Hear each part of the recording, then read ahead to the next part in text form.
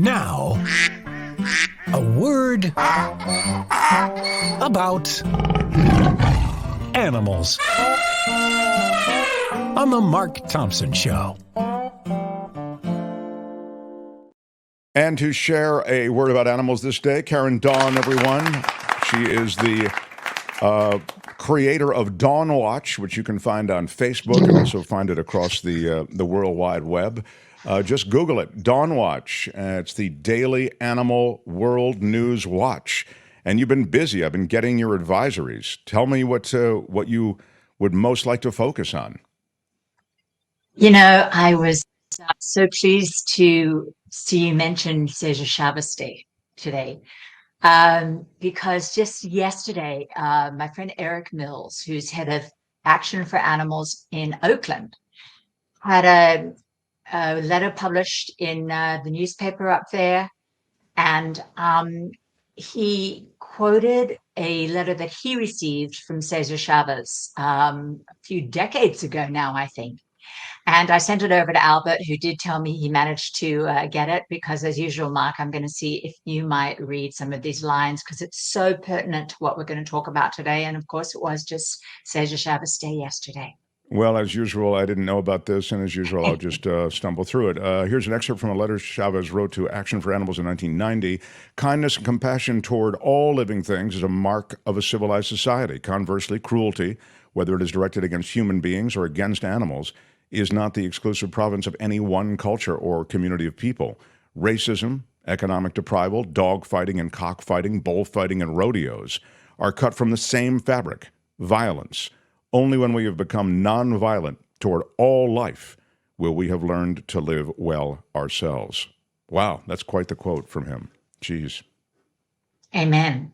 Yeah. And I think Amen I'm going indeed. to dedicate this segment today to Eric Mills of Action for Animals, because he is devoted, I would say, more than any other issue to rodeo. And what I want to chat about today is pretty closely related to that. And that is that last night, and I had something else intended, by the way, to talk about today. We were going to talk about Flaco, but, you know, we've been there. And the main thing I was going to say was that indeed it did come out that he didn't fly into a building. He dropped off some perch, and he was loaded with rodenticide, rat poison, and also with the pigeon virus. So anybody really interested in that can look at our last chat about Yeah, but that. that's worth noting. Thank you, because it seems as though he was poisoned at minimum. Yeah. Yeah, rat poison. And Rat poison, right. we've got to talk about that some other time. But this morning I woke up to news on the online about last night's 60 Minutes segment, and a fair bit of distress through the animal advocacy community about that.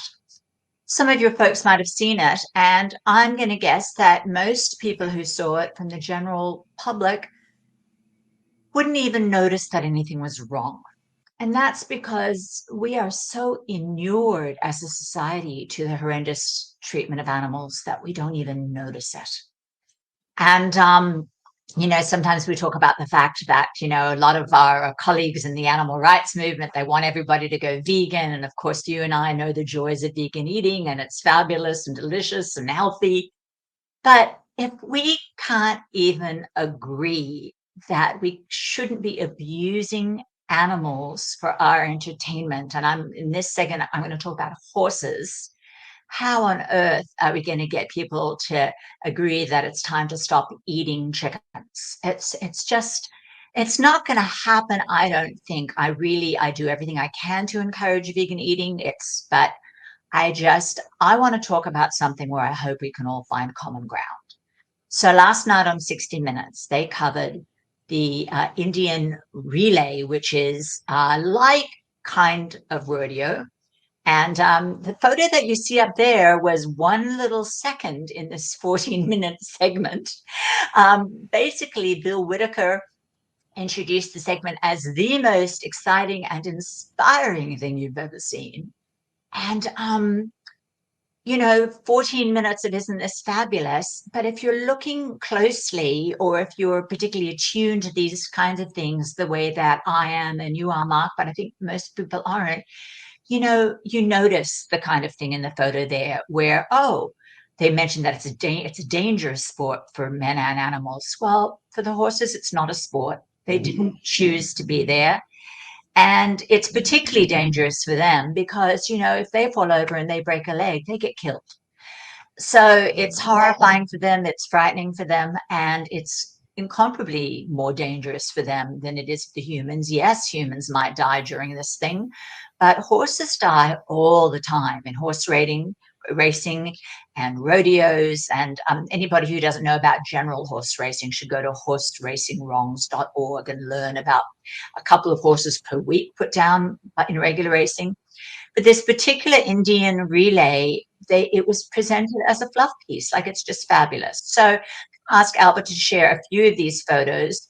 This one here, the guy's, about to get on the horse. And the second he gets on, we hear whack, whack, as he's beating down on the horse, and off it takes. And, this is great fun. And it's not. And there's a few other scenes. And again, in the whole 14 minutes that CBS chose to show us, there weren't lots of these scenes. But there's other scenes where you see, there's one where these three gals are coming in. Here's the children's version that Albert's showing us now. You see the size of this kid and the size of this pony. Besides the fact that we are teaching children at such a young age that animals are not to be respected, does anybody think this little pony's having a good day? And, later on at the end of the show, they show two kids on one of these ponies. So and here Albert's showing us some more video photos. And I want to remind people again, and I'll ask Albert to leave this shot up here for a moment, but this was not a CBS special about animal abuse. This was a 14-minute, 60-minute special on how fabulous this Indian relay is. But if we look with different eyes, we just see, as I said earlier, what we've become inured to as a society with what we do to animals. Here we have the horses on the reservation when they're not out being whipped in these races. This is how they're getting exercise. And if anybody's seen photos of the wild Mustangs running across the fields with their families, and then you see them on these reservations. We lost her mic, it seems. Did we lose her mic, or is it just me? Yeah, Karen, your mic has dropped. Your mic has dropped, Karen. I don't know if you can hear.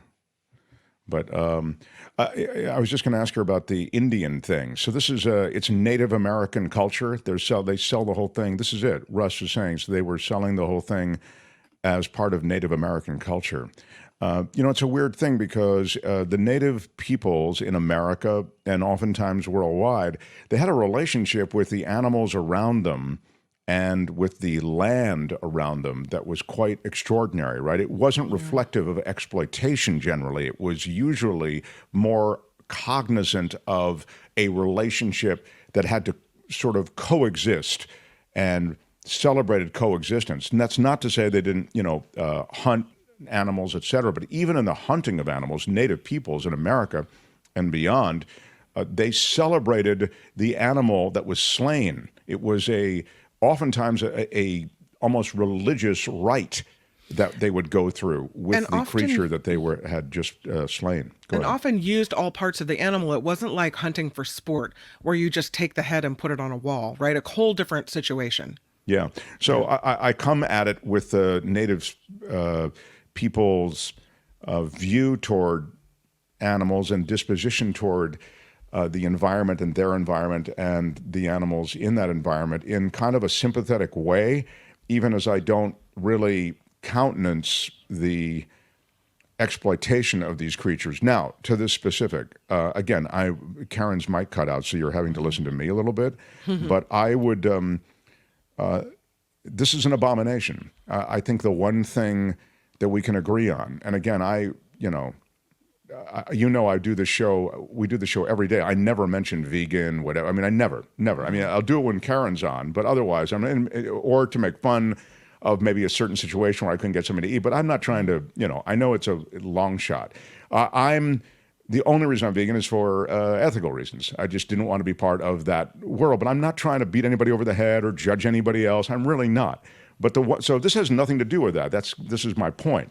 Forget about that, the way you eat, vegan, blah, blah, blah. This has to do with just understanding right and wrong.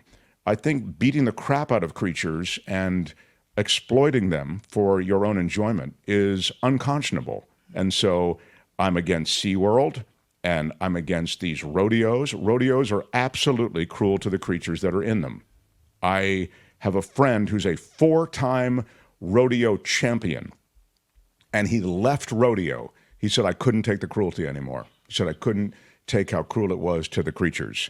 So we know it. It's indisputable. And so when 60 Minutes does this piece, to be fair, they call it America's most extreme sport. And to be fair, then it rises to the level of 60 Minutes coverage. That's why they were doing the story. But as Karen suggests, they do the story all happy and isn't it wild to see these people compete? Well, the people aren't competing as much as these creatures who they're exploiting are competing.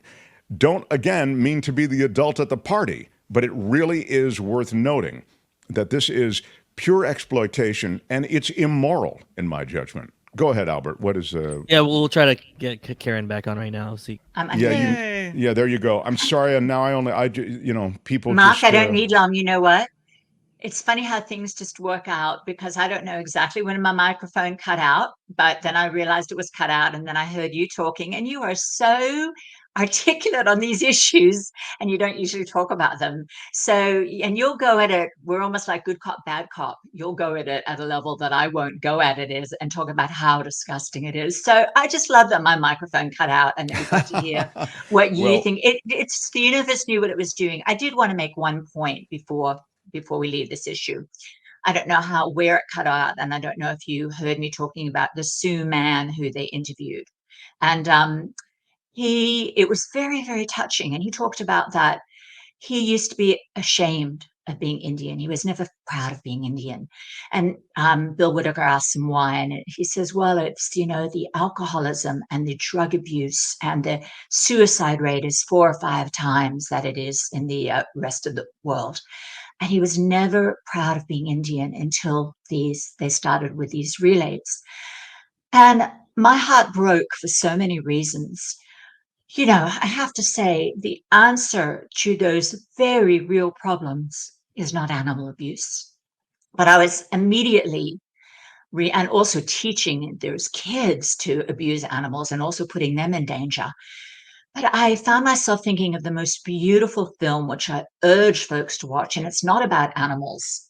It's called White Might, and it's called White Might, Meeting the Enemy. And a young Iranian woman filmmaker goes and talks to neo-Nazis and she interviews them. And it's one of the most beautiful films I've ever seen. And actually, Gene Bauer from Farm Sanctuary introduced me to this film. And the line he always used discussing the film was that hurt people hurt people. And anybody who's interested in this topic, who'd like to see a young Iranian girl go talk to a neo-Nazi, should watch this film. But the reason I thought about it when I watched this 60-minute segment and heard from that Sioux man was hurt people also hurt animals. And we know that kids who are abused are more likely to abuse animals.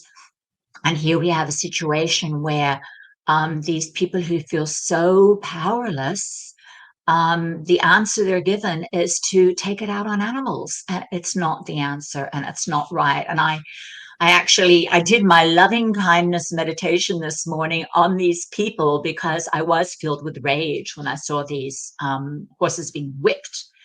And then I just realized they're not trying to do the wrong thing. They're not thinking about it. And most people watching this segment wouldn't even have noticed what the horses are going through. And I just want to say, can we stop not noticing and just start realizing that these animals feel pain, not just when they're being whipped, when they're taken from their families, when they're being exercised at the end of what looks like a clothesline. This is not a life. This isn't right. And before we start talking about going vegan, can we just talk about our relationships with other species and this idea that humans own the world and own every creature in it? We have to rethink that.